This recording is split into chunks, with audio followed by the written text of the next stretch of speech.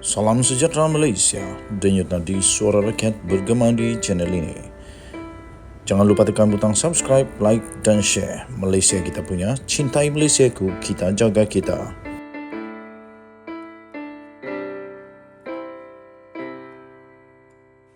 Salam sejahtera Malaysia, salam sejahtera, denyut nadi suara rakyat bergema di channel ini. Ini satu berita yang amat mengejutkan. Kita harap ini dapat disahkan oleh mana-mana pihak.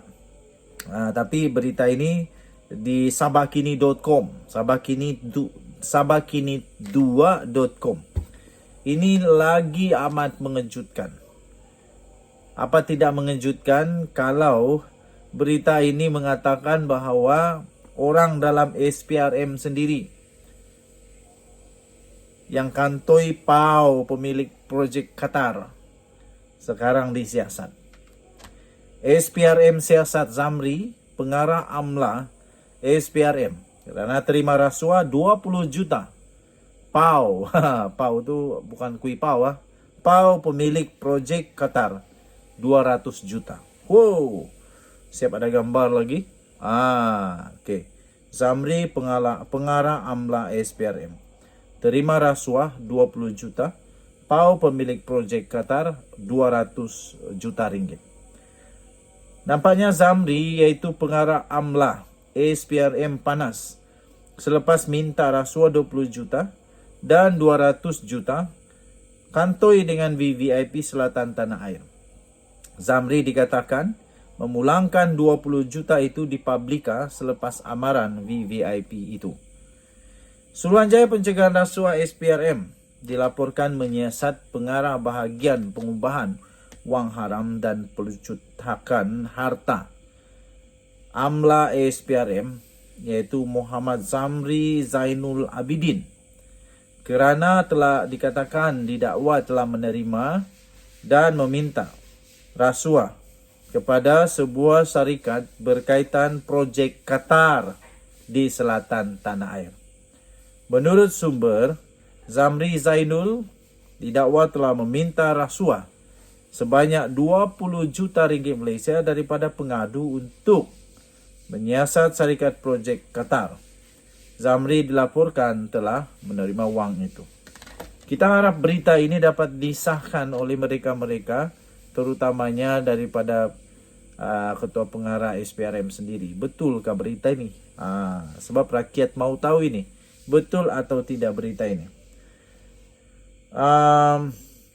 Bagaimanapun, pemilik projek Qatar itu telah berjumpa dengan Muhammad Zamri Zainul Abidin bagi kau tim siasatan itu. Namun Zamri meminta 200 juta ringgit bagi menutup kes itu. Berang dengan ugutan dan siasatan pegawai SPRM itu, pemilik projek Qatar itu telah melaporkan kepada VVIP di Selatan Tanah Air. VVIP Selatan Tanah Air akhirnya marah dan memanggil Muhammad Zamri Zainul Abidin berhubung rasuah 20 juta ringgit Malaysia itu dari pengadu dan ugutan 200 juta ringgit pemilik projek Qatar. Zamri dilaporkan memulangkan semula 20 juta ringgit Malaysia itu kepada pengadu di Publika sebelum isu ini dibawa kepada pihak lebih tinggi di SPRM. Bagaimanapun, kes ini bocor di kalangan pegawai atasan SPRM. Pengurusan atasan SPRM menegaskan pihaknya tidak berkompromi dan tidak akan melindungi mana-mana pegawai yang terbabit dengan sebarang perlakuan jenayah. Katanya tindakan tegas termasuk pertuduhan di mahkamah dan tindakan tata tertib dengan hukuman buang kerja akan dikenakan jika terbabit, kata sumber SPRM. Sebelum ini banyak kes dan pecah amanah pegawai SPRM berjaya ditumpaskan. Okey. Laporan rasuah kepada Zamri, pengarah bahagian pengubahan wang haram dan pelucutan harta AMLA SPRM, tidak menghairankan kerana beliau memang terkenal pegawai SPRM yang rasuah. Wah, ini bahayalah. Banyak kes SPRM yang dikendalikannya kala termasuk isu notis compound terhadap 80 individu dan entiti penerima One Malaysia Development Berhad One MDB. Okey, jadi ada banyak betul dia punya dia punya kes yang disenaraikan. Nanti saya akan kongsikan. Denyut nadi suara rakyat bergema di channel ini. Bye-bye. Salam sejahtera Malaysia, denyut nadi suara rakyat bergema di channel ini. Sebelum saya mulakan, saya ingin ucapkan jutaan bilion terima kasih kepada semua yang sudah tekan butang subscribe, like dan share. Hari ini sudah 7 hari bulan Februari 2022. Terima kasih kepada semua yang sudah subscribe, yang sudah join member, terima kasih. Sekali lagi Hisham Spiderman, member dalam channel ini. Sila hubungi Telegram rasmi The Twin TV untuk dapatkan baju yang cantik ini. Kami ingin berikan kepada anda baju yang cantik tersebut. Jadi nanti sila PM atau DM di dalam Telegram ataupun Twitter rasmi The Twin TV. Okey, baik. Anwar Ibrahim dipecat 24 tahun yang lalu oleh UMNO dengan pelbagai tomahan.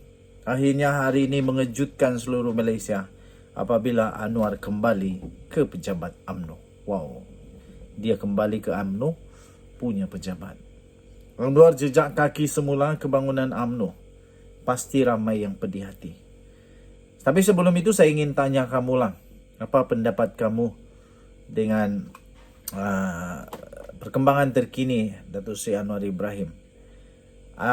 Adakah kamu rasa bagus juga sebenarnya dia dipecat daripada UMNO dulu? Sebab sekarang UMNO dalam keadaan yang kacau balau. Dan akhirnya Anwar Ibrahim menjadi hero dengan membuka PKR dan sekarang ini jadi Perdana Menteri walaupun bukan dalam UMNO. Apa pendapat kamu? Sila tinggalkan komen. Anwar Ibrahim akan menjejakkan kakinya di ibu pejabat UMNO di WTCKL pada malam ini 25 tahun selepas beliau dipecat daripada parti itu pada tahun 1998 yang lalu. Perdana Menteri dijadualkan akan tiba di sana pada kira-kira 8.30 malam bagi mempengerusikan mesyuarat pertama Sekretariat Kerajaan Perpaduan yang melibatkan wakil-wakil parti kerajaan.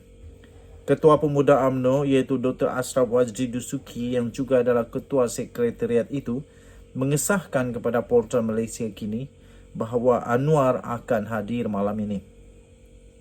Ini adalah kali pertama Datuk Seri Anwar Ibrahim ke bangunan UMNO itu selepas beliau dipecat oleh Tun Mahathir Mohamad pada 1998 yang lalu. Ketika itu Anwar memegang jawatan Timbalan Presiden UMNO, Timbalan Perdana Menteri serta Menteri Kewangan. Apa yang menariknya, kembalinya Anwar ke bangunan UMNO pada malam ini, ialah dengan jawatan sebagai Perdana Menteri. Wow, tahniah. Dapat kembali sebagai Perdana Menteri ke bangunan UMNO sedangkan 24 tahun lalu dipecat ketika memegang jawatan Timbalan Perdana Menteri bukan saja suatu yang menyentuh hati buat Anwar sendiri, malah juga UMNO dan PKR. Sebuah parti yang lahir daripada hasil pemecatan itu.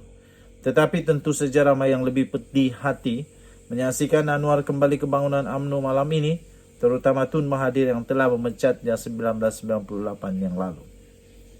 Selama 25 tahun, Tun Mahathir cuba menghalang Anwar daripada menjadi Perdana Menteri dan sebelum ini menjadikan beliau sebagai musuh utama UMNO dengan pelbagai rekayasa tuduhan.